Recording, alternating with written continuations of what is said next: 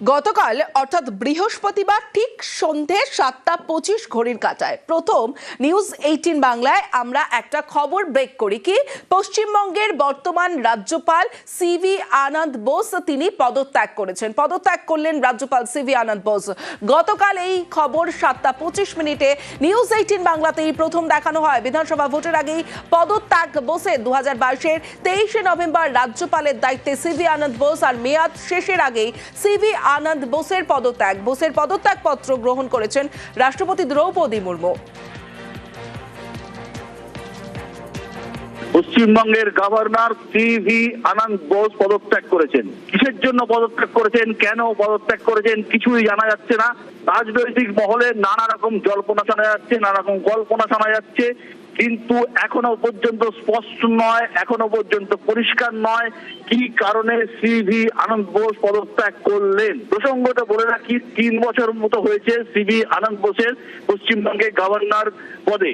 এর আগে জগদীপ ধনখড় তারও 3 বছর ছিল, মেয়াদ হয়েছিল 3 বছরের, কিন্তু তারপর তাকে উপরাষ্ট্রপতি করে পাঠিয়ে দেওয়া হয় দিল্লিতে। কিন্তু উপরাষ্ট্রপতি পদেও তিনি বেশি দিন থাকতে পারেননি, তিনিও পদত্যাগ করে চলে যান।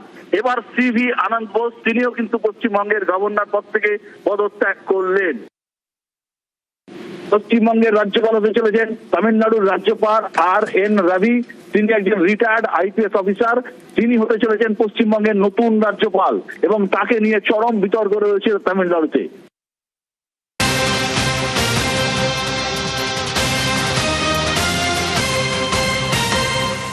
পশ্চিমবঙ্গে ভোটের আগে সিভি আনন্দ বোসের আচমকা পদত্যাগ, আর সেই পদত্যাগে এক্সপোস্টে মুখ্যমন্ত্রী মমতা বন্দ্যোপাধ্যায় এক্সপোস্ট করেন এবং সেখানে লেখেন পশ্চিমবঙ্গের রাজ্যপাল সিভি আনন্দ বোসের আচমকা পদত্যাগে হতবাক এবং গভীরভাবে উদ্বিগ্ন মমতা বন্দ্যোপাধ্যায়। এই মুহূর্তে তার পদত্যাগের কারণ আমার জানা নেই, তবে বর্তমান পরিস্থিতি বিবেচনা করে স্বরাষ্ট্রমন্ত্রীর চাপে পদত্যাগ করে থাকলে অবাক হব না। কেন্দ্রীয় স্বরাষ্ট্রমন্ত্রী জানিয়েছেন নতুন রাজ্যপাল হচ্ছেন RN রবি। রীতি অনুসারে আলোচনা না করে একতরফাভাবে নাম ঘোষণা কেন্দ্রের এই ধরনের পদক্ষেপ আদতে যুক্তরাষ্ট্রীয় কাঠামোয় আঘাত। এর ফলে গণতান্ত্রিক রীতি ও রাজ্যগুলির মর্যাদা ক্ষুণ্ণ হয়। এমন একতরফা সিদ্ধান্ত নেওয়া থেকে বিরত থাকা উচিত। এক্স হ্যান্ডেলে পোস্ট করেন মুখ্যমন্ত্রী মমতা বন্দ্যোপাধ্যায়। এক্সে পোস্ট করেই সরব হন মুখ্যমন্ত্রী মমতা বন্দ্যোপাধ্যায়। আর এই আচমকায় পদত্যাগ রাজ্যপালের আগামীকাল অর্থাৎ আজ দার্জিলিং এর হিল ফেস্টিভ্যালে বোস রাজ্যপাল হিসেবে ফেস্টিভ্যালে থাকার কথা ছিল সিভি আনন্দ বোসের, এবং আচমকা এই পদত্যাগ এবং ভোটের আগে বিস্তারিত ডিটেলসে আমরা আপডেট নেব সোমরাজের থেকে।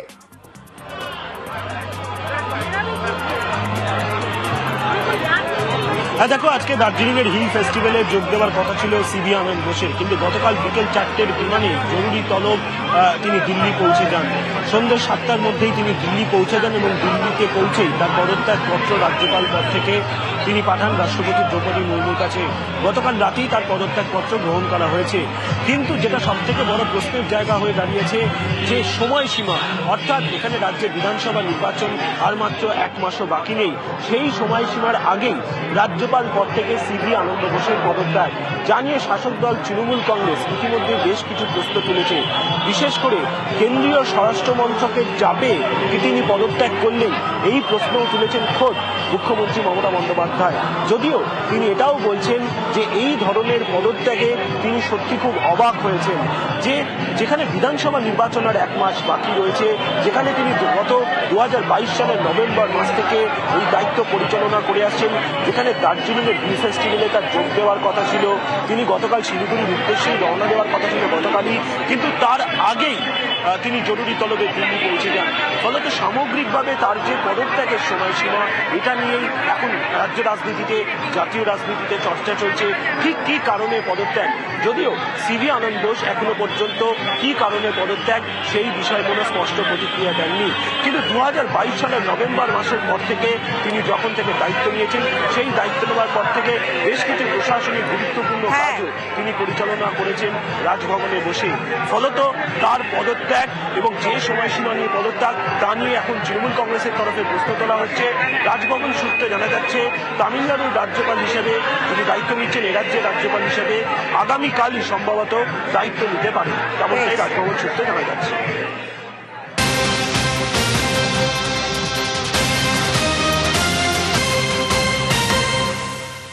সিভি আনন্দ বোস তিনি ইস্তফা দিয়েছেন, এই খবর নিউজ 18 বাংলা আমরা প্রথম দেখেছিলাম এবং আমরাই নিউজ 18 বাংলায় দেখিয়েছিলাম প্রথম যে পশ্চিমবঙ্গের রাজ্যপাল হচ্ছেন RN রবি।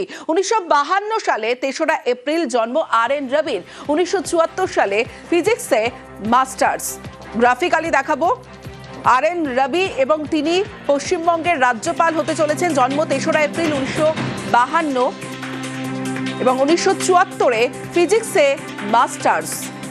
এরপর 1976-এ IPS CBI এর গুরুত্বপূর্ণ দায়িত্ব সামলান। শুধু তাই নয়, IB-তেও গুরুত্বপূর্ণ দায়িত্ব সামলেছেন RN রবি। 2018 সালের 5ই অক্টোবর থেকে 2019-এর 31শে জুলাই পর্যন্ত জাতীয় নিরাপত্তা উপদেষ্টা ডেপুটির দায়িত্ব সামলেছেন RN রবি। নাগাল্যান্ডের রাজ্যপাল হন 2019-এর অগস্ট থেকে 21শে সেপ্টেম্বর পর্যন্ত। তারপরে মেঘালয়ের রাজ্যপালের অতিরিক্ত দায়িত্ব সামলেছেন RN রবি। 2021-এর 18ই সেপ্টেম্বর থেকে তামিলনাড়ুর রাজ্যপাল RN রবি। একদিকে রাজ্যপাল পদত্যাগ করেছেন, নির্বাচনের আগেই রাজ্যপাল পদত্যাগ এবং সিভি আনন্দ বোস তিনি ইস্তফা দিয়েছেন এবং পশ্চিমবঙ্গের নতুন রাজ্যপাল হচ্ছেন RN রবি। রাজ্যপাল নিয়োগ কেন্দ্রীয় সরকারের সিদ্ধান্ত, বিজেপির উদ্বিগ্ন হবার কিচ্ছু নেই মন্তব্য করেছেন শুভেন্দু অধিকারী। রাজ্যপাল কেন্দ্রের প্রতিনিধি, কেন্দ্রীয় সরকারের সিদ্ধান্ত তারা নিয়েছেন। তারা এমন সিদ্ধান্ত বিভিন্ন সময় নেয়, হেলথ গ্রাউন্ড হতে পারে, তাকে ভারত সরকার প্রধানমন্ত্রী অন্য কাজেও লাগাতে পারে। উনি বিশিষ্ট মানুষ, শিক্ষাবিদ, অতএব আমাদের এটা নিয়ে মন্তব্য করা উচিত হবে না।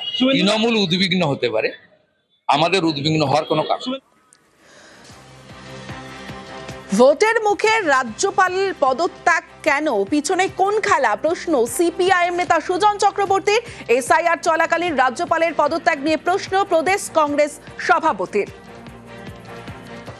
নির্বাচনের ঠিক মুখে সিভি আনন্দ বোস পদত্যাগ করেছেন না বোঝা গেল। ঠিক এইরকম সময় কেন করলেন? পিছনে খেলা কি? রাজনীতিতে কেন্দ্রীয় সরকারের বাহিনীর হয়ে দালালি করতে উনি ব্যস্ত ছিলেন, কিন্তু আদারওয়াইজ দেখেন অযোগ্য এবং অপদার্থ, এটি নিয়ে কোনো সন্দেহ নেই। আমাদের নজর থাকবে বিজলির খেলা কথাটা রাজ্যকে সুবিধা করে দেবার জন্য কিভাবে কি চলতে পারে অথবা চলতে পারে না, সময় পরিষ্কার করবে, অপেক্ষায় থাকি। SIR-কে নিয়ে যে আতঙ্ক, যে মানুষের মধ্যে একটা ভয়ের বাতাবরণ, সেই সময় সাংবিধানিক প্রধান তিনি তার পদ থেকে পদত্যাগ করলেন কেন? এর পেছনে কি আমরা জানি উপরাষ্ট্রপতি ধনকর সাহেবের মতো কোনো বিষয় লুকিয়ে আছে? তাহলে বুঝতে হবে যে তিনি হয়তো সরকারের সঙ্গে সহমত হচ্ছিলেন না, কেন্দ্রীয় সরকারের সঙ্গে। নচেত দেখা যাবে যে তাকে বাধ্য হয়ে সরানো হলো, যেমনভাবে ধনকর সাহেব